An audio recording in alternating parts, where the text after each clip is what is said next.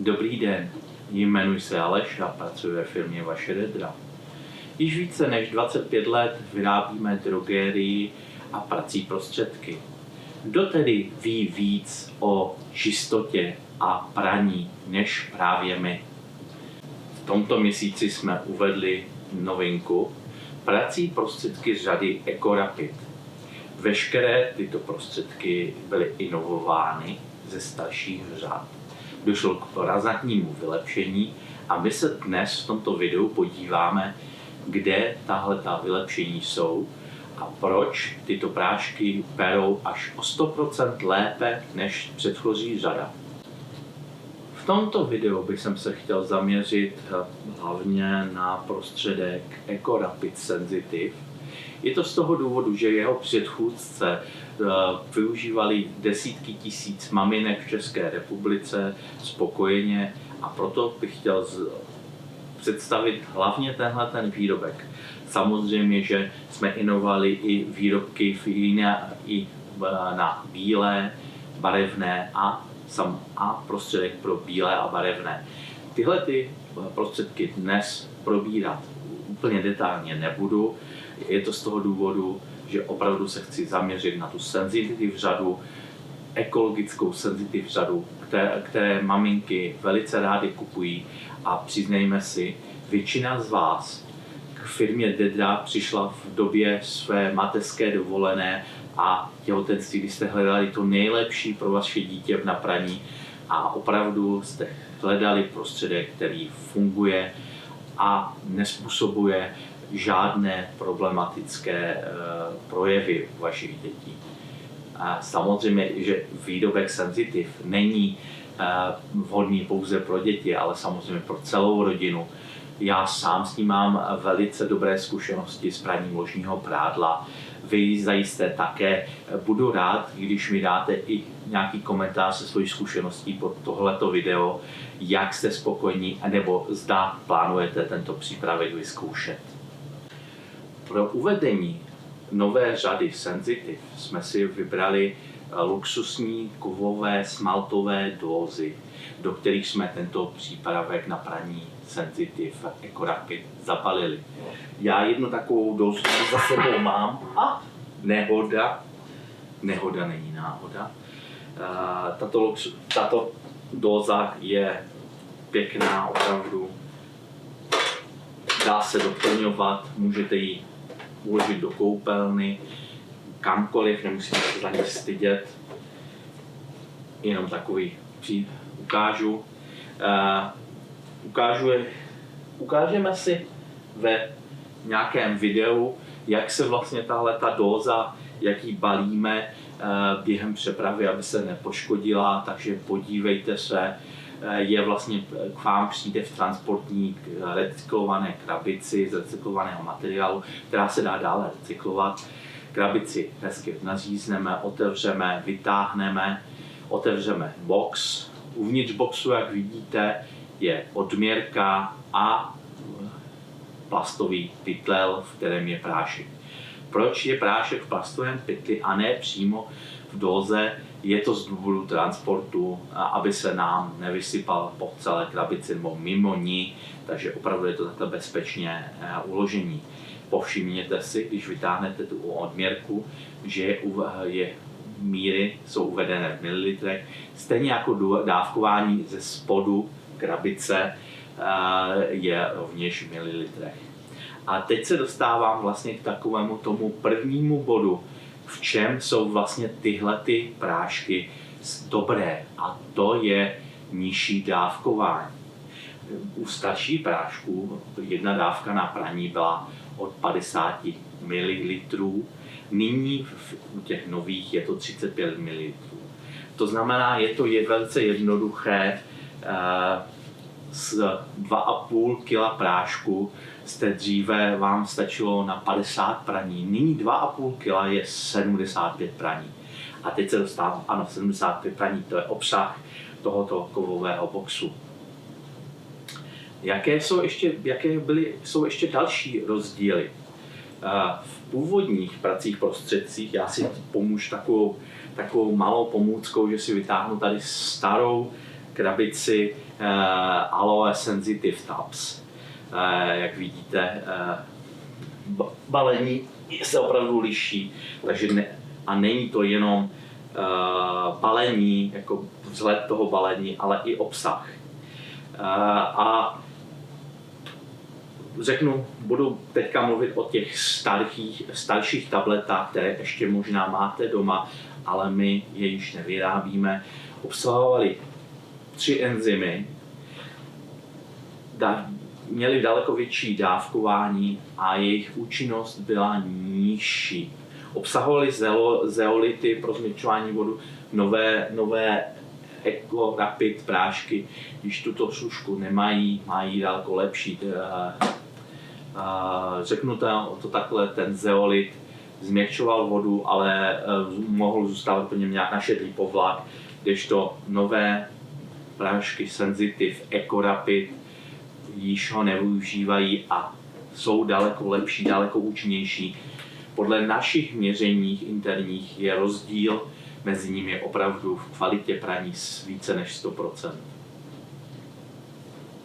No, vrátíme se tedy k těm novým.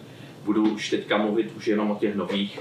Na tyhle ty EcoRapid Sensitive zapomeneme. Ukážeme si ještě v průběhu filmu, jak se změnil prášek když samozřejmě v filmu si ukážeme i nějaké praní, takže tehdy si ukážeme rozdíl ve struktuře toho prášku, abyste poznali, že opravdu se jedná o jiný, vylepšený produkt. Takže EcoRapid Sensitive Tabs odhazuji a vracíme se k těmto Sensitive kapslím. No, doufám, že se nic nestalo. Takže co je u tohoto prášku nové? Já vám prvně vysvětlím, jak vlastně prací prostředky fungují. Takovým hlavním základním prvkem prostředků jsou takzvané povrchově aktivní látky, respektive dříve se jim takhle říkalo, najdete často. Jsou to látky, které jsou tenzidy, v závorce můžete říkat i, že to jsou mýdla. My jsme do tohohle prášku veškeré tenzidy, které máme, tak jsou nyní ekologicky odbouratelné. Jedná se o přírodní látky, přírodní mýdlo. V tom prášku jednoduše poznáte nejenom v tomto Sensitive prášku, ale i v jiných řadách, jako je Colorito, Bianco nebo Universe. Vždycky jsou to takové ty barevné nudličky. Tohle to je vlastně to tenzid, to mýdlo. Co tenzid při praní dělá? On má tu schopnost, že pomůže skapalnit nečistotu, respektive špínu na oblečení a tuto nečistotu pohlcuje jako takový, prostě žere a dostávají z toho prádla a vlastně zabraňuje tomu, aby se zpátky vrátila na tu prádlo během praní a jak to takhle přežere tu špínu, tak vlastně se odplavuje pryč z pračky. My jsme tento tenzid zaměnili opravdu za ten ekologický, přírodní, takže on se později mimo vaši pračku dokonale rozloží. Proto tyto naše nové prací prostředky jsou ekologické. Jo, takže pamatujte si, tenzid je vlastně takový žrout špíny. Další složkou jsou enzymy. Ve starších pracích prostředcích jsme používali 3 enzymy. V nových pracích prostředcích EcoRapid je těch enzymů 5.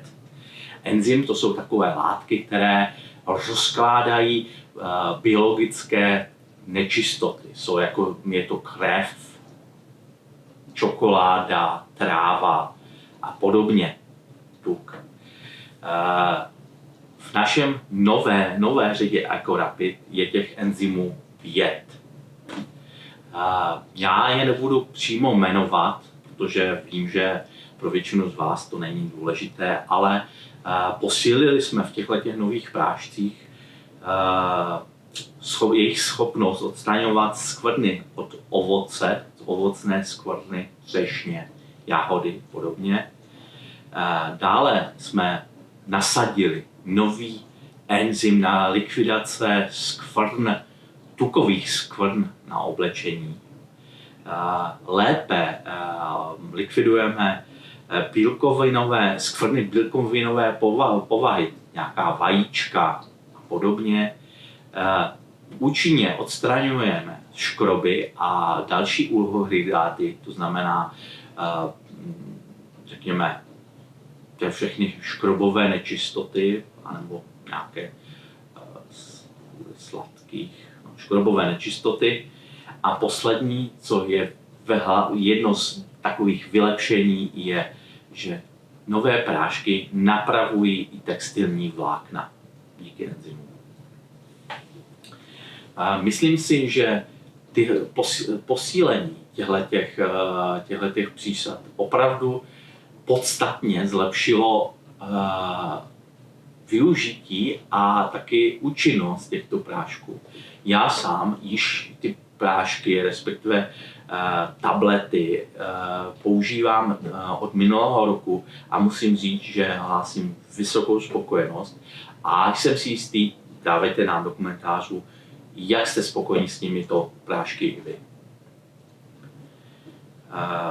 Další takovou složkou, která je, tak je bělící složka na takové, jak se populárně říká, aktivní kyslík. Aktivní kyslík tedy s náma spoustu let. My jsme ale inovovali.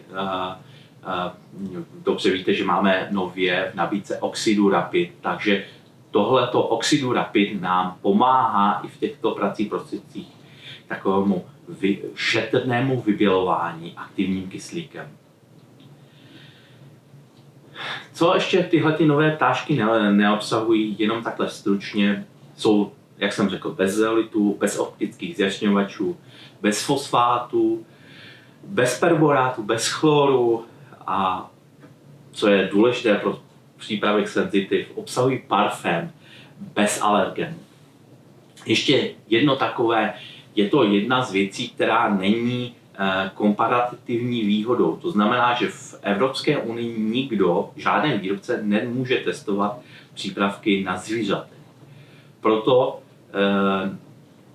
není ani možné říct veřejně na balení, že nebylo testováno na zvířatech. Ale já to můžu říct takhle mezi náma, je to video moje, že žádný z výrobků DEDRI nikdy nebyl testován, netestujeme, ani nebudeme testovat na zvířatech. Proč? Je to filozofie naší firmy a za B, nikdo v Evropské unii nemá toto povoleno. Nechci kritizovat jiné značky, ale značky, které dříve prodávaly v Číně, museli testovat na zvířatech. Takže to jsme u těch nudných faktů. Od nudných faktů přejdeme dále. Přejdeme k ukázce toho, jak vlastně tyhle přípravky vypadají. Když se podíváte na, tady vám dám jenom srovnání staršího a nového prostředku na praní. Vpravo vidíte ten AOL Sensitive starší, vlevo je ten Eco Rapid Sensitive. Vidíte, že ta struktura je příjemnější, ten nový prášek je nadýchanější, opravdu lépe se rozpouští než ten starší a vidíte i tu strukturu, že je daleko zajímavější a je opravdu moderní. Je to receptura roku 2020.